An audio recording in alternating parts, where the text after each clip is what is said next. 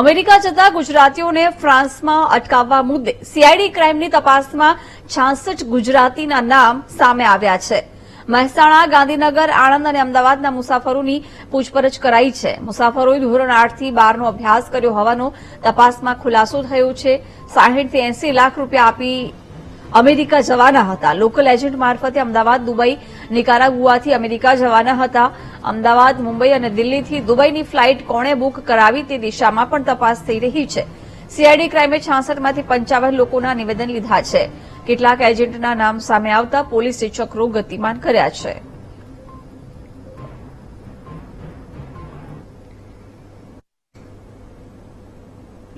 એરલાઇન્સની flight French police તરફથી detain કરવામાં આવી હતી. ત્યાં રોકાઈને આમાં અમુક જે 303 જેવા ભારતીય નાગરિકો ત્યાંથી આ ફ્લાઇટથી નિકારાગુઆ જવાના હતા એમને રોકીને અમુક લોકોને લગભગ 276 લોકોને પરત મુંબઈ મોકલેલા હતા.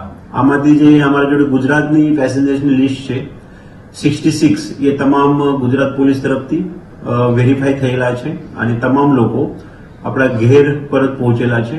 ગુજરાત પોલીસ તરફથી હાલ જે તપાસ કરવામાં આવે છે આમાં આ લોકોને કેવી રીતે ત્યાં સુધી લઈ જવામાં આવતું હતું, આમાં કોણ કોણ એજન્ટ્સ લોકો એ કામ કરતા હતા, એના માટે કેટલા પ્રમાણમાં કેવી રીતે પૈસા લેવામાં આવતો હતો, એ લોકોની જે દુબઈના વિઝા છે અથવા આગળ જવાની જે કાગળની પ્રક્રિયા છે, ટિકિટ્સ કોણ બનાવતા હતા, એ તમામ પ્રક્રિયા બાબતે ગુજરાત પોલીસે હાલ તપાસ હાથ ધરાયેલી છે. એજન્ટ એરલાઇન્સની ફ્લાઇટ ફ્રેન્ચ પોલીસ તરફથી ડિટેન કરવામાં આવી હતી. ત્યાં રોકાઈને આમાં અમુક જે 303 જેવા ભારતીય નાગરિકો